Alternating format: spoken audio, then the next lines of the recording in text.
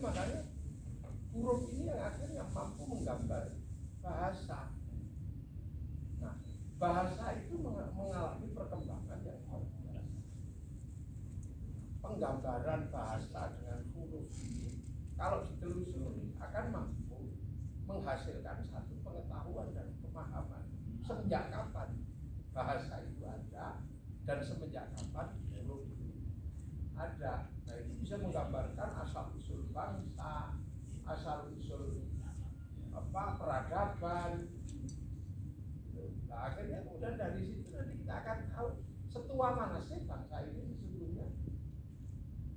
Nah, kalau sudah kita mengetahui setua apa bangsa ini, maka akan ada satu mata rantai yang nggak hilang, nggak ada missing link. Gitu. Nah, kalau sudah tidak ada missing link, kemandirian menjadi sebuah bangsa akan bisa dimulai. Termasuk gagasan besar yang namanya revolusi mental atau apa, itu akan bisa dimulai dari titik mana.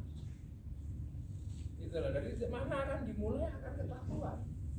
Jadi kalau dalam bahasa keris karbonasi logamnya bisa diketahui, tapi kalau berbicara peradaban manusia karbonasi hurufnya bisa diketahui.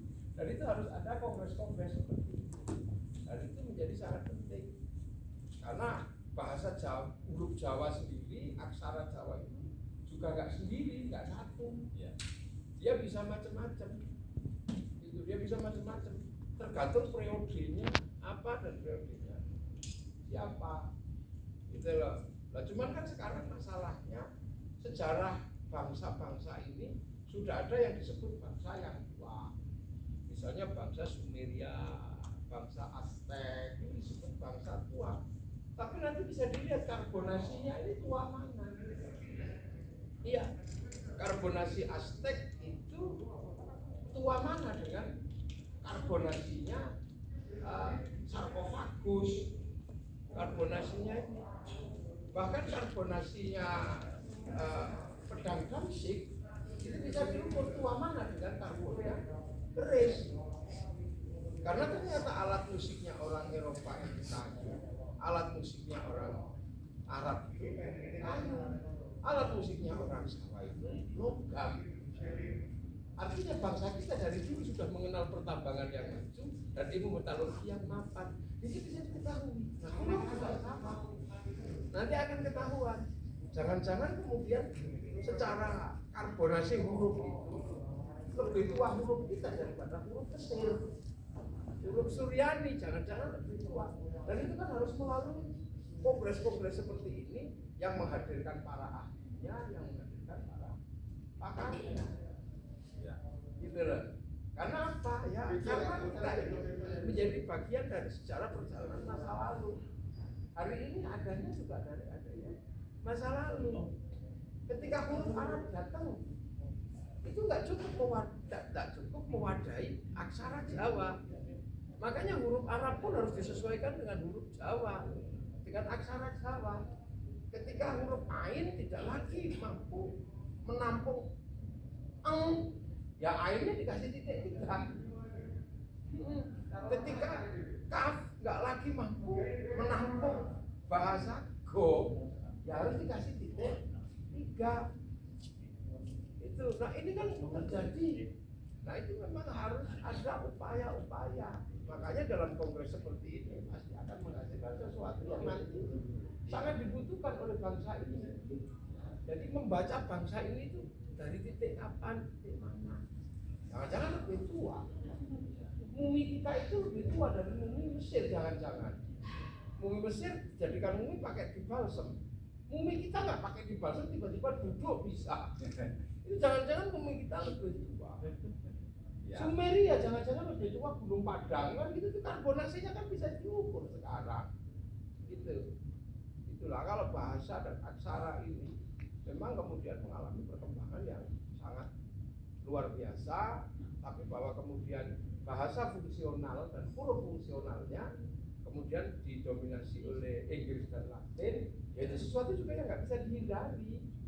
Akan tetapi yang menstruktur bahasa dan aksara itu adalah bagian dari sebuah sejarah perjalanan panjang. Mungkin bisa dimulai ke arah-arah santunan. Gus. Nah ini, Mas Heru mungkin what the next-nya, karena enggak, kalau kita ngomong kayaknya udah clear nih, sudah selesai, besok ditutup, tapi saya kira Mas Heru punya tanggung jawab juga nih, what the next-nya gimana? Ya memang awal mula Pandi berkecimpung di Masjid Aksara Nusantara ini awalnya kita berpikir tentang pelestarian. Kemudian setelah kami mendalami secara masif, kami menemui banyak sekali bagian-bagian aksara. Satu hal yang saya mendapat satu kesadaran baru bahwa bukan cuma sekedar pelestarian yang harus kita upayakan, tapi juga menghasilkan kembali penggunaan aksara-aksara Nusantara ini. Seperti tadi Gus Muafik menyampaikan tentang karbonasi, ini menarik sekali bahwa ini sebuah kesadaran tatanan nilai yang lama yang sebetulnya mungkin lebih relevan bagi bangsa ini yang hidup di dua musim, beda dengan bangsa yang hidup di 4 musim. Nah, kesadaran yang sebetulnya sudah lama ada ini mungkin bisa dibangkitkan kembali tatanan nilainya bagi generasi milenial yang sekarang ini ada di era digital, dan era digital ini saya anggap sebagai satu momen yang tepat untuk kita mengangkat kembali nilai-nilai yang tadi sudah dijelaskan sama Gus Muafik, hingga terus kita harus mengupayakan ini sampai kepada tahapan yang mungkin ya butuh satu proses. Dan seperti kita tahu bahwa kejadian kemarin ketika proposal aksara Jawa ditolak Presiden, ini bukan satu hal yang membuat kita terkejut, tapi malah menyadarkan kita bahwa ternyata banyak hal yang harus kita lakukan, yang harus kita bangunkan, yang harus kita upayakan supaya aksara-aksara yang sudah sebuah karya cipta leluhur kita ini yang dulu dibangun berdasarkan tatanan nilai lama yang pasti luar biasa, sehingga bisa dialgoritmekan ke tatanan yang baru di era itu. Dan itu upaya itu akan kami kawal bersama-sama tentunya dengan kawan-kawan pegiat aksara, yang mana saat ini sudah mulai tumbuh dari berbagai daerah yang saya kira ini yang kemarin masih belum mendapatkan satu jalan. Nah, tinggal mungkin satu harapan saya sih, upaya ini bisa didukung oleh government, oleh pemerintah kita. Pasca kongres harus jadi setelah pasca kongres ini harus ada upaya lanjutan yang menurut saya jalannya sudah kelihatan sih, tinggal ditempuh. Kira-kira gitu. Oke, matur nuwun Mas Heru. Ini sengaja saya balik loh Mas, tadi ini dari Gusnya dulu baru ke Mas Heru, karena keduanya pandita yang nanti menyerahkan amanatnya kepada Ki Bokel ini sebagai orang yang bertanggung jawab ini Untuk aksara Jawa.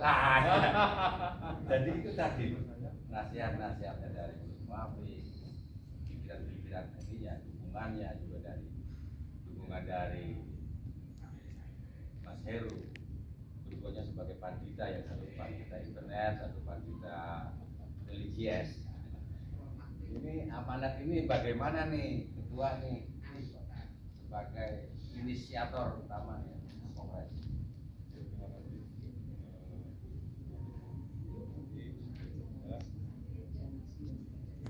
Apa yang sudah tadi disampaikan pemerintah, kami usaha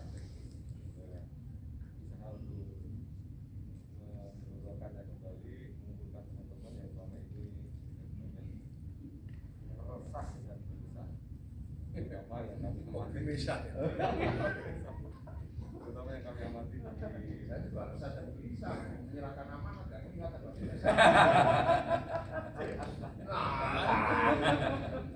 yang kita akan Ki Tunggal Setio Amrik ternyata ninja kan. di Lolok Muda loh. Iya. Jadi kami mencoba menangkap isu-isu pada saat Wajahnya aja sudah seperti manuskrip. ada teman-teman Boros. teman-teman yang harus dilarang Tapi kan mumi.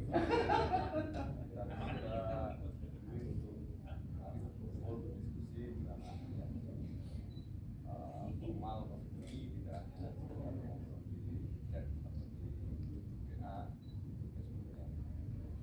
Intinya malah berdiskusikan ya tidak memberikan sebuah solusi tapi malah saling dan malah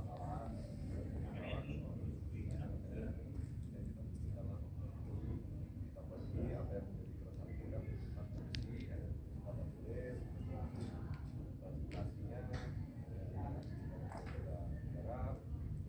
tulis, presentasinya, kita garap, isinya dikerjakan. Sebenarnya nanti pikirlah menyelesaikan permasalahan-permasalahan yang kan perasaan Jawa karena permasalahan awal Sama kembali. hampir 100 tahun kita nggak pernah membahas sesuatu yang terkait dengan antara ini dan alhamdulillah kita juga bisa mendapatkan juga ternyata isu ini juga mulai bergerak ya lumayan ya kalau betul sudah mulai hadir dan sudah mulai bergerak dan apalagi dengan adanya seperti lebih nanti buat kita ini ada harapan baru di dalam digital selama ini kita bingung mau pesan ke siapa jadi ya itulah ya kita mau pesan ke siapanya dengan harapannya dengan maka inilah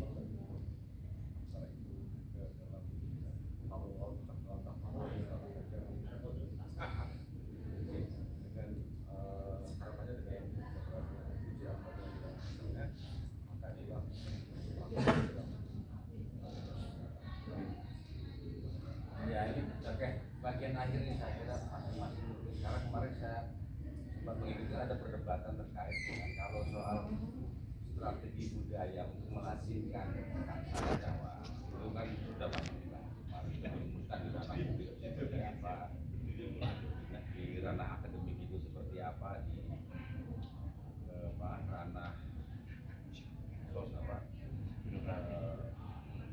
pendidikan ya seperti apa yang belum kemarin saya atau yang mungkin penting disampaikan itu bahwa di luar itu semua saya kira ini pengakuan negara eksistensi aksara-aksara Jawa dan secara umum aksara-aksara Nusantara juga bukan hanya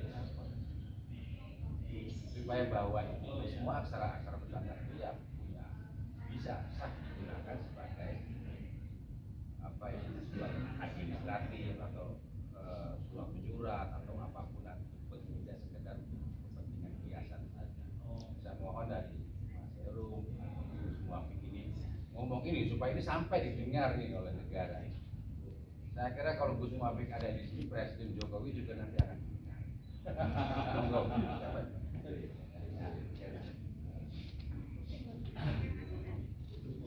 Memang faktanya pada saat ini menjadi soal aksara ini